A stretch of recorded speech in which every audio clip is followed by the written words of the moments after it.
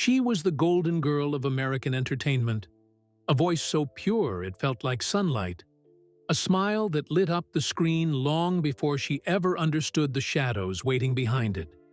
For decades, Shirley Jones seemed untouched by tragedy, the living portrait of grace, talent, and quiet strength.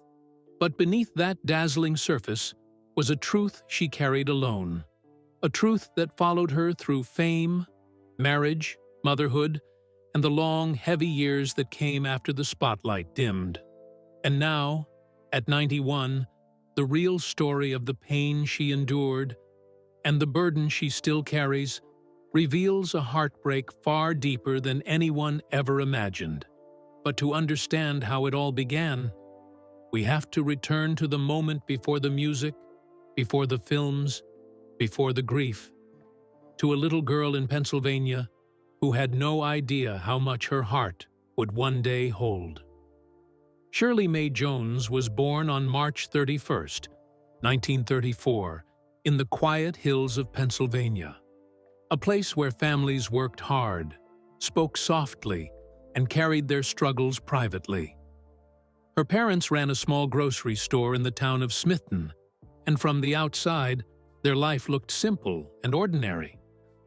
But Shirley always sensed more beneath the surface: the weight of responsibility, the tension of long days, and the quiet exhaustion that settled into her parents' eyes.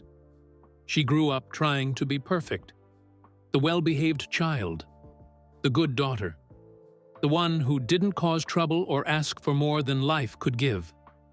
Music became her escape. Her voice came naturally, almost too naturally, as if she had been born with a melody tucked inside her ribs. Even as a young girl, her singing carried a sweetness that made people stop and listen. But what they didn't see was the loneliness behind it.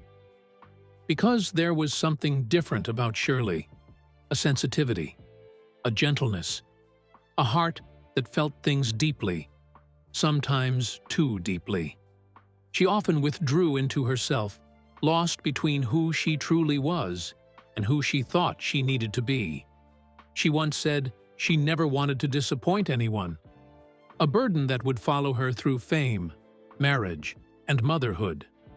But the first cracks in her innocence appeared quietly. She discovered early that the world didn't protect soft hearts. She faced bullying in school for being too good, too sweet, too sensitive.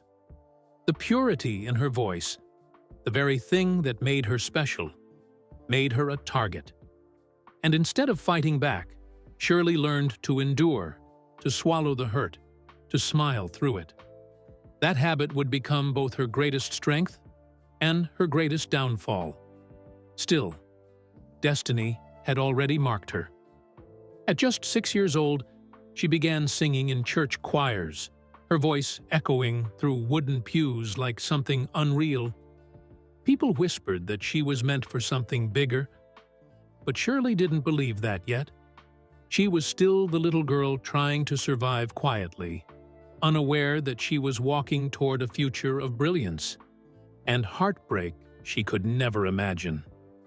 Because hidden in those early years, behind the small-town calm, behind the gentle songs, was a truth waiting to reveal itself, a truth that would haunt her long after the applause faded.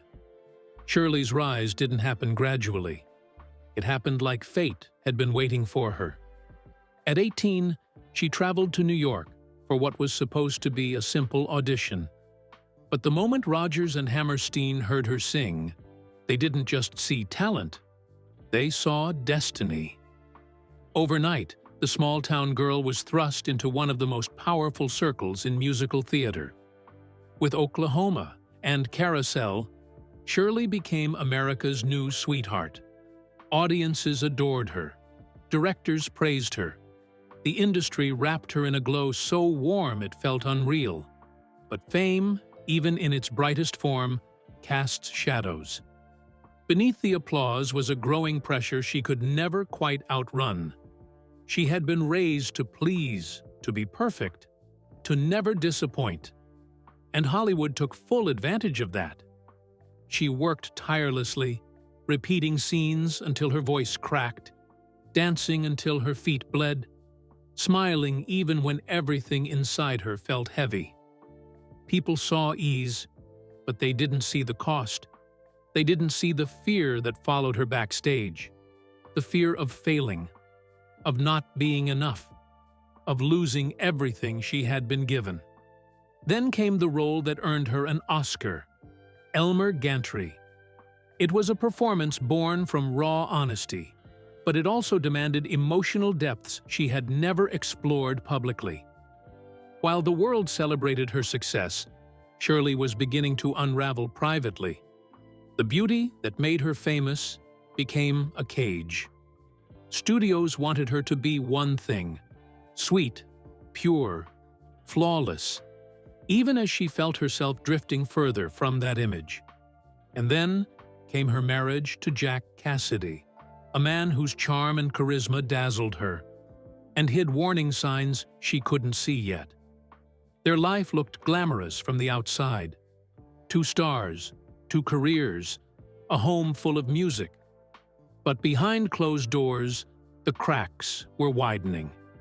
Jack struggled with mental health, addiction, and a storm of inner battles that slowly pulled Shirley into emotional terrain she was never prepared for. The world saw her as the woman who had everything: the success, the beauty, the dream life. But the cost of that dream was only beginning to show. And the deeper tragedies, the ones that would shape her forever, were waiting just beyond the height of her fame. As Shirley's fame soared, her private world grew darker. Her marriage to Jack Cassidy, once filled with chemistry, laughter, and creative energy, slowly turned into a storm she couldn't escape. Jack battled alcoholism, insecurity, and the creeping shadows of bipolar disorder long before the world knew how to treat such pain. His moods shifted without warning. One moment he was charming and brilliant, the next he was volatile, jealous, or frighteningly unreachable. Shirley loved him deeply, but love couldn't stop the spiral. She tried to hold the home together for their children, tried to protect them from the chaos that came with Jack's emotional storms. But the strain pushed her into quiet suffering. She endured affairs, emotional distance, and long nights waiting for him to come home, praying he was safe, praying he wouldn't hurt himself, praying she could keep the family from breaking. Eventually, she made the hardest decision of her life. She left, not out of anger, but out of survival. She knew if she stayed, she risked losing herself completely. Yet the guilt of leaving a man she once adored, a man who needed help she couldn't give, stayed with her. Then the unthinkable happened. In 1976, Jack's apartment caught fire. He never made it out. The man who once lit up every room died alone in the smoke, leaving Shirley with a grief she still struggles to speak about. She said it felt like a piece of her youth had vanished overnight. She blamed herself. She blamed fate. She blamed the years she couldn't change. But tragedy didn't end there. Her son David began battling addiction, a dangerous path that mirrored the pain she had tried to shield him from. Shirley spent years fearing late-night calls, years wondering if her past was repeating itself through her children. She stood beside him through rehab, relapses, and heartbreak, fighting to keep him alive in ways she couldn't for Jack. All the while, she carried the loneliness of aging in an industry that forgets its icons quickly. Roles slowed, friends passed, family life shifted. The woman America thought was untouchable had walked through fire after fire, losing love, losing safety, losing pieces of herself she would never fully recover. And yet, through every loss, she kept moving. But survival always demands a cost. And Shirley still had one more journey to face. In the years after Jack's death, Shirley Jones began piecing herself back together. Not quickly, not easily, but quietly. The way she had learned to survive her entire life. Her heart carried decades of hurt, but somewhere beneath the grief, a small ember still glowed, and slowly, she learned to breathe again. She threw herself into work, not for fame, but for grounding. Stage productions, charitable performances, small film roles. Each one became a step toward a new kind of strength. She rediscovered her identity not as Jack's wife, not as America's sweetheart, but as Shirley, a woman who had endured storms that would have broken most people. In time, she found love again with comedian Marty Ingalls, a man as chaotic as he was devoted. Their marriage was complicated, loud, unconventional, and sometimes bewildering to their friends, but it made Shirley laugh again. And after everything she had survived, laughter became a kind of salvation. Yet healing wasn't linear. Shirley continued to face one of the most painful battles of her life, watching her son David struggle with addiction for years. She stood beside him through every setback, every relapse, every flicker of hope. Loving a child through addiction is a heartbreak without edges, a grief that never fully sleeps. Shirley carried it quietly, as she always did. But she never gave up on him, never looked away, never stopped believing in the softness of redemption. Through the decades, Shirley turned to faith, music, and family as her anchors. She became a grandmother, a mentor, a survivor with a voice that still held the purity of her youth, but now with layers of sorrow and wisdom underneath.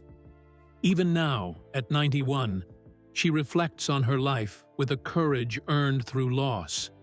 She has learned that peace doesn't come from forgetting the tragedies. It comes from living honestly with them. She visits old memories gently, the way one handles fragile keepsakes. And she speaks about her past, not with bitterness, but with the quiet understanding of someone who has seen how deeply life can cut and how deeply it can heal. Her beauty remains, but it is a different kind now, softer around the edges, shaped by decades of heartbreak, survival, and grace. Shirley Jones did not escape tragedy.